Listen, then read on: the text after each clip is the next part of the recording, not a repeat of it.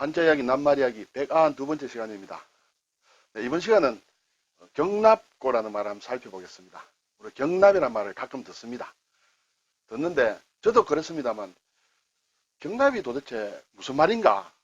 왜 격이라고 할까? 하는 것에 대해서 의문을 좀 가졌습니다.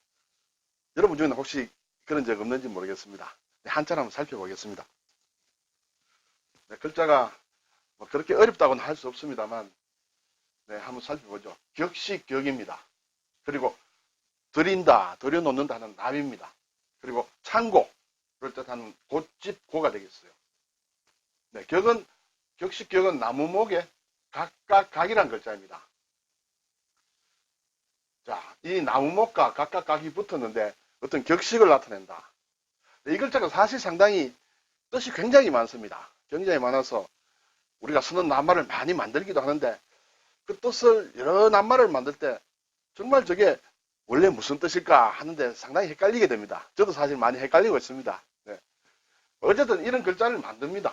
만드는데 나무는 뭐 잘 아는 글자고 각각각이라는 글자는 사실 굉장히 저에게도 애매하고 여러 사람들이 또 이론을 많이 가지고 있기 때문에 어느 게 맞는지 잘 모르겠습니다. 한 몇 가지, 한 두세 가지 좀 소개를 드리면요. 위에 이 부분은 뒤져올치라고 합니다. 뒤져올치. 뒤에 온다, 나중에 온다는 뜻이에요. 이것은 원래 발지자가 좀 거꾸로 뒤집어진 모양이다. 아래 위로 뒤집어진 모양이다. 이렇게 됩니다. 이 발지자는 사실 이런 모양의 글자인데 이것이 뒤집어진 모양이 이렇게 된다. 이렇게 얘기를 합니다. 그래서 위에서 내려온다. 하늘에서 뭐 내려온다. 그래서 하늘에서 신이 내려오는데 어떻게 내려와서 그럼 이 네모는 무엇이냐? 이것은 신에게 기도를 드리는 기도문, 충문을 넣는 그릇이다. 그렇게 해서 신이 강림한다. 신이 강림할 때는 개별적으로 내려온다. 각 신이 내려온다 해서 이것이 각각이다. 그렇게 얘기하는 사람이 있습니다. 또는 이 발이 아래로 내려오는데 내려오다가 이 네모를 발로 툭 차는 거예요. 그럼 이 네모는 무엇이냐면 돌이다. 돌을 찬다. 그러면 친다는 뜻과 함께 딱딱하다는 그런 뜻이 있겠죠. 네. 그렇게 말하는 사람도 있습니다. 또는 어떤 사람들은 뒤에 온 사람이, 나중에 온 사람이 뒤져올치라고 했습니다. 나중에 온 사람이 하는 말이 앞에 가는 사람의 말과 다르다. 그러면 각각이다. 이렇게 설명하기도 합니다. 종잡을 수 없습니다. 어느 게 맞는지 정말 종잡을 수 없습니다. 저는 발로 이렇게 돌을 툭 찬다 하는데 거기에 좀 중점을 두고 그쪽으로 좀 생각을 하고 있습니다. 그럼 왜 그것이 격식이냐? 발을 찬다는 것은 뭔가 엄격하다는 그런 뜻이 되겠죠. 딱딱하지가 발이 아프겠죠. 돌을 차면. 그래서 사람이 이렇게 어떻게 통행을 하는데 자유롭게 하지 못하도록 이렇게 나무를 세워서 나무 방책을 세워서 사람을 엄격하게 이렇게 통과시킨다 하는 그런 뜻으로 해서 어떤 격식이 있다. 어떤 정해진 규정이 있다. 규율이 있다. 그런 식으로 생각을 합니다. 자, 여러분은 글쎄 어떻게 제 의견을 따르라는 말은 아닙니다. 네, 한번 생각을 한번 해보시고요. 어쨌든 이것이 격식이다. 그리고 많은 낱말을 만들 때 여러 가지 뜻으로 분포가 돼 있어 진화가 됐다 할까요? 뜻이 퍼져서 상당히 좀 까다로운 글자다. 이 정도를 알아주시면 되겠습니다. 자, 들일납은 들여놓는다는 것이에요. 들여놓는데 왜 실사를 붙였느냐? 실사는 단지 실을 뜻하기도 하지만 실로 짠 직물을 얘기할 수도 있습니다.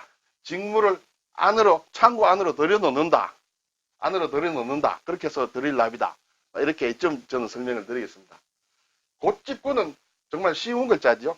이 집음입니다. 부수 글자. 집을 뜻하는 것이죠. 어떤 창고 같은 어떤 집을 뜻합니다. 거기에 수레, 지금을 치면 자동차가 되겠죠. 수레를 이렇게 넣어놓는 차고 비슷하게 그렇게 생각할 수도 있습니다.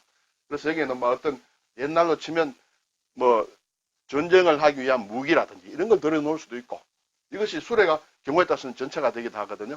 그렇게 해서 또는 일반적인 수레를 넣는다. 해서 곧집고 창고할 때 쓰는 그런 글자가 되겠습니다. 네, 낱말을 한번 살펴보겠습니다. 자, 경납고라고 할 때는 우리가 일반적으로 비행기를 생각합니다. 비행기 등을 넣어두거나 정비하는 건물이다. 그렇죠? 비행기를 이렇게 큰 곳에 넣어둔다. 사실은 요즘은 비행기가 굉장히 이렇게 표면이 아주 좋은 금속으로 이렇게 만들기 때문에 막 가볍고 단단한 금속으로 만들므로 밖에 이렇게 세워두고 비를 좀 맞아도 상관이 없어요. 그렇지만 옛날에는 처음에 초창기에 비행기가 만들어졌을 때는 비행기 표면에 상당히 어떤 날씨나 이런데 좀 상하기 쉬운 그런 재질들이었다. 그래서 비행기를 꼭 어떤 큰 창고 안에 이렇게 넣어놔야 된다. 그렇게 해서 경납고가 생겼고, 그리고 거기서 또 정비를 하거나 이렇게 해서 경납고라는 것이 생겼습니다.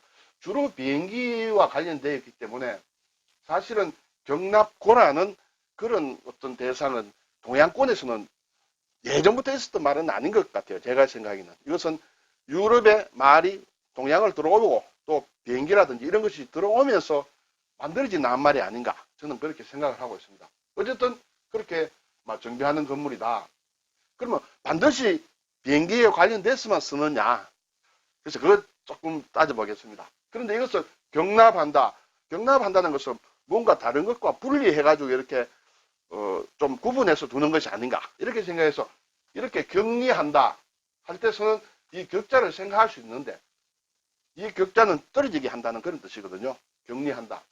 그런 글자는 아니죠. 글자가 아니므로 이것과는 사실은 직접 관련이 없다. 이렇게 생각할 수 있습니다. 그런데 우리가 경납고는 주로 비행기와 관련돼서 쓰지만 가끔 요즘 보면 원자로와 관련해서 원자로를 경납한다.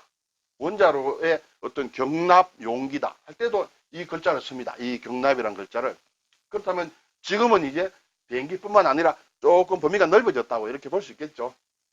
그리고 어떤 제가 인터넷에서 보니까 소화전, 우리가 소화전이 있죠. 건물에. 그 소화전을 경납한다. 경납하는 것을 경납함이라고 합니다.